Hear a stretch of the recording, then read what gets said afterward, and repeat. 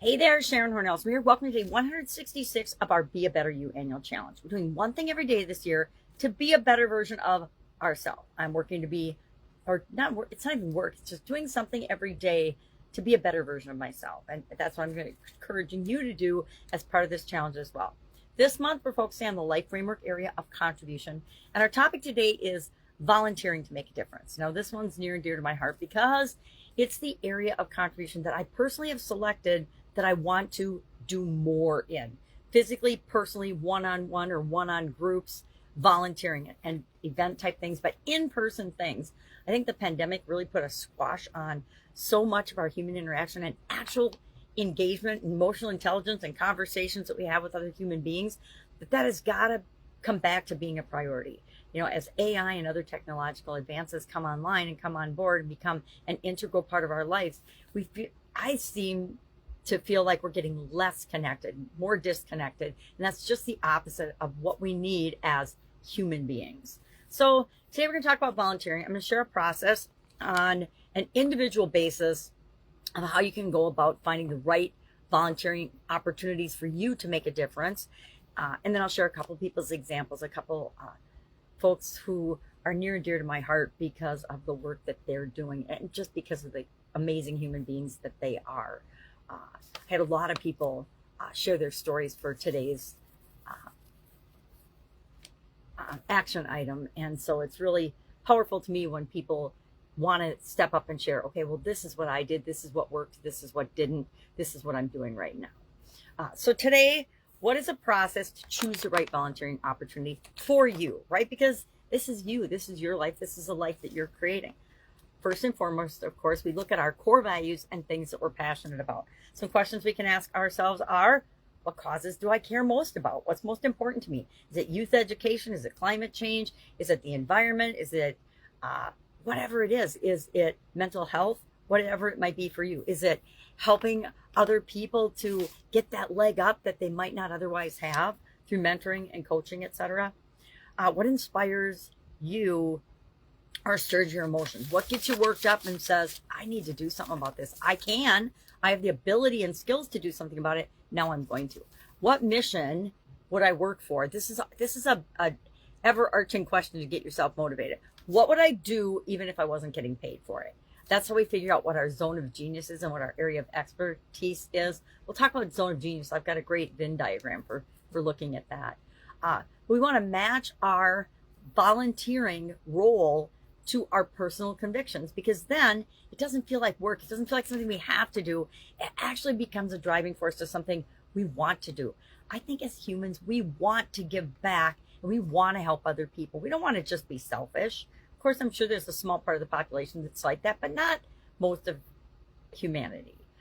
Second, align with your skills and your strengths. We've talked about this before. We've shared a similar process before. You might be thinking, why do you keep sharing a 5-step process? Because if you do something step by step by step and break it down, you're much more likely to match up with and align with, like the 5 seasons of alignment we talked about yesterday.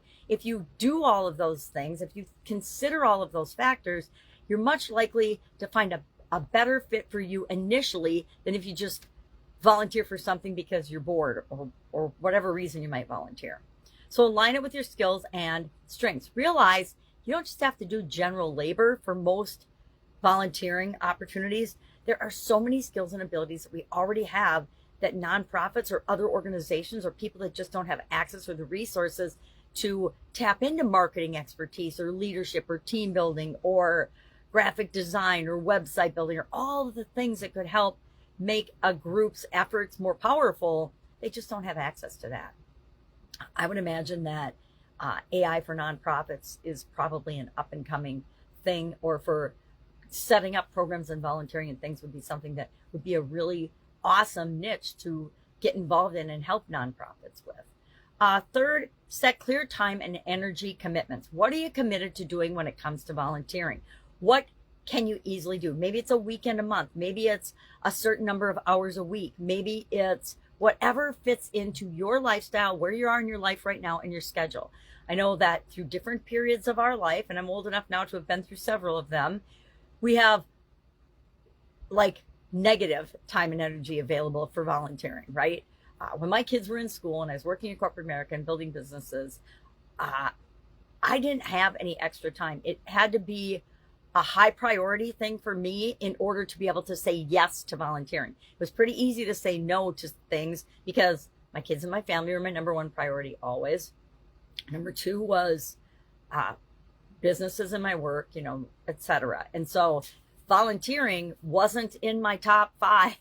And so it didn't get much time. Now, I could donate a lot of things. I could donate money. And I did. I could donate money. I could donate products and services. I could donate expertise and skills, but I didn't have a lot of personal time and energy to devote to that.